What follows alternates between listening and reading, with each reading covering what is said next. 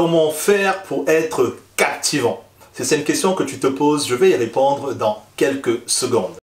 Bonjour, je me nomme Didier Gélanor et j'aide les hommes et les femmes à développer leur impact, leur confiance et leur productivité. Si c'est la première fois que vous arrivez sur cette chaîne, je vous souhaite tout simplement la bienvenue et je vous invite tout simplement à vous abonner pour recevoir les prochaines vidéos en priorité. Et surtout, n'oubliez pas de télécharger mon dernier livre, L'audace de réussir, qui est un livre qui est très apprécié. Vous l'aurez en format PDF.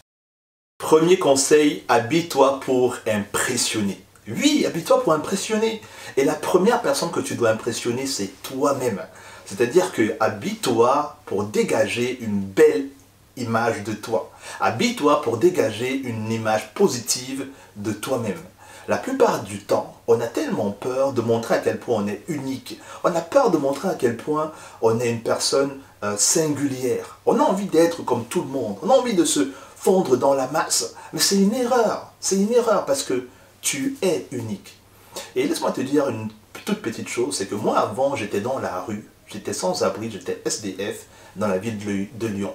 Donc je n'avais pas tellement confiance en moi. Je pensais que je n'étais pas intéressant.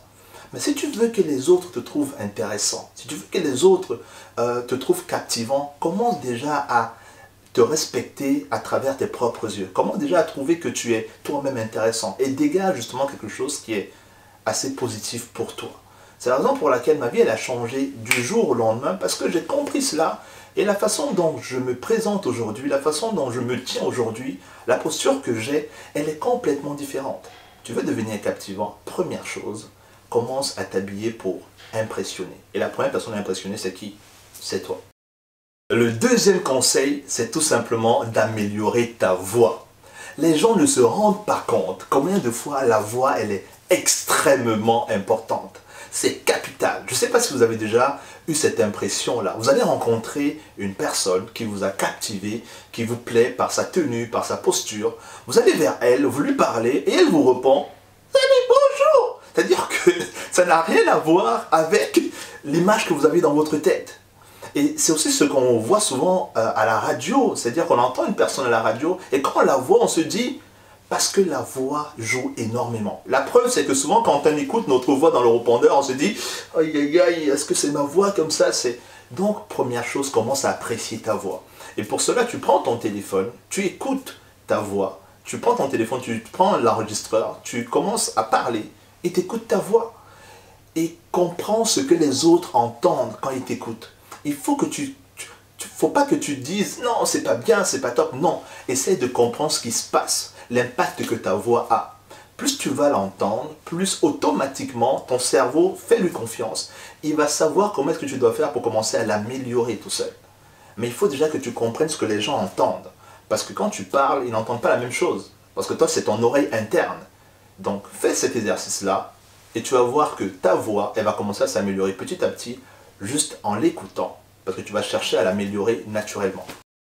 Troisième clé, améliore ton vocabulaire. C'est extrêmement important parce que tu sais, quand tu parles à une personne, quand elle t'écoute, inconsciemment, elle est en train d'évaluer ton niveau d'études. Est-ce que tu es une personne intelligente ou pas? Quelle est ta culture? Quel est ton niveau social? Bref, quand tu communiques avec une personne, elle fait beaucoup d'analyses au niveau inconscient. Donc ça veut dire que tu gagnerais beaucoup, tu gagnerais énormément à améliorer ton vocabulaire pour tout simplement paraître aux yeux de ton entourage comme quelqu'un d'intéressant, de captivant, de charismatique. Parce que si tu utilises les mots que tout le monde utilise tout le temps, eh ben, ça donne l'impression aux gens que tu es tout simplement comme tout le monde.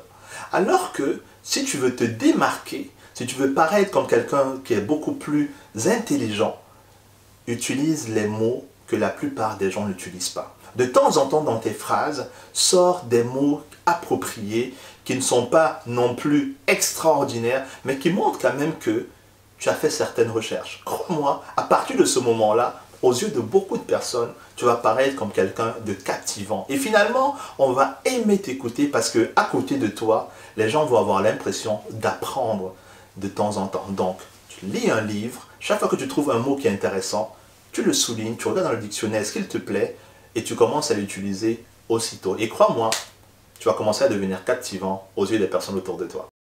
Quatrième clé pour être captivant aux yeux des autres, c'est tout simplement de poser les questions à ton interlocuteur ou bien à ton interlocutrice. C'est très important, c'est très utile. Si tu veux capter l'attention des gens, il faut tout simplement faire ce petit exercice-là. Tu sais, il n'y a pas très longtemps, j'ai rencontré Michelle Obama. Et cette femme-là, élégante, belle, puissante, intelligente, tout ce qu'on veut, charismatique, j'étais devant elle et la meilleure façon, on ne s'était jamais vu, pour capter mon attention, c'était de me poser des questions. Et elle l'a fait d'une façon brillante et d'une façon élégante. D'où est-ce que je viens? Comment est-ce que je m'appelle? Pourquoi est-ce que je suis venu? C'est-à-dire que c'était tellement beau, c'était tellement magique, parce qu'elle aurait bien pu me snobber, ne pas s'intéresser à moi, dire que je ne suis pas je ne sais pas qui ou Y. Mais cette attitude-là, c'est vraiment la classe de certaines personnes charismatiques, de certaines personnes captivantes. Parce que quand on tombe sur d'autres personnes, elles sont tellement concentrées sur elles, elles ne font que te parler d'elles, moi je. Tu sais une chose, après avoir discuté avec ce genre de personnes, que tu n'as plus envie de la rencontrer. Mais ceux qui s'intéressent à toi, tu sais qu'il y a quelque chose qui est en train de se créer. Parce qu'elles sont en train de faire quoi? De bâtir nos relations. Et c'est la même chose que tu dois faire. Quand tu entres en communication avec les gens, pour être captivant, intéresse-toi à ces personnes-là. Qui elles sont? D'où est-ce qu'elles viennent? Pourquoi elles sont en train de dire ça? C'est quoi leur rêve? C'est quoi leur projet? Intéresse-toi aux gens et crois-moi, tu vas commencer à devenir une personne recherchée parce que si non seulement tu poses des questions, mais qu'en plus tu écoutes les réponses, crois-moi que tu vas commencer à devenir quelqu'un d'incontournable. Parce que dans ce monde, on a tellement besoin des personnes qui nous écoutent. Beaucoup sont concentrés sur leurs problèmes, sur leur vie. Donc si toi tu arrives à faire ça, crois-moi, ça va faire une énorme différence. Pose des questions et tu deviendras captivant. Cinquième clé, raconte des histoires. Tu veux devenir une personne captivante, raconte des histoires. Tu sais, pour la plupart d'entre nous, je te disais que quand j'étais dans la rue, je pensais que je n'étais pas quelqu'un d'intéressant. Mais si tu veux commencer à capter l'attention des gens, il faut tout simplement que tu partages ton expérience. La vie, c'est quoi? C'est une succession d'expériences. La seule chose qui t'amène à penser que tu n'es pas quelqu'un d'intéressant, c'est tout simplement que tu n'as pas tout simplement fait le travail simple qui est de faire un répertoire des différentes expériences que tu as eues dans ta vie.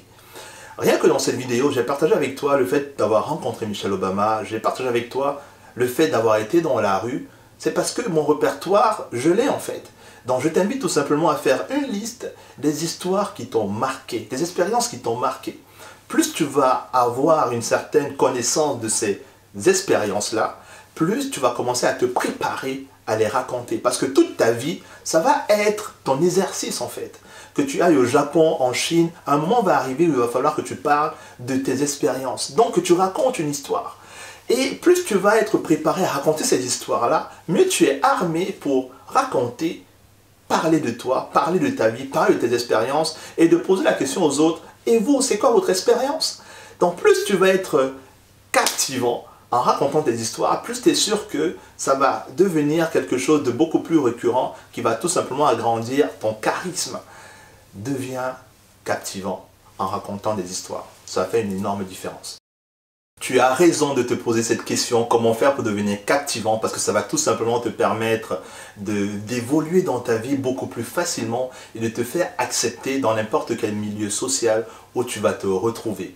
Donc continue à travailler sur toi, tu as tellement raison. J'espère que tu as aimé cette vidéo.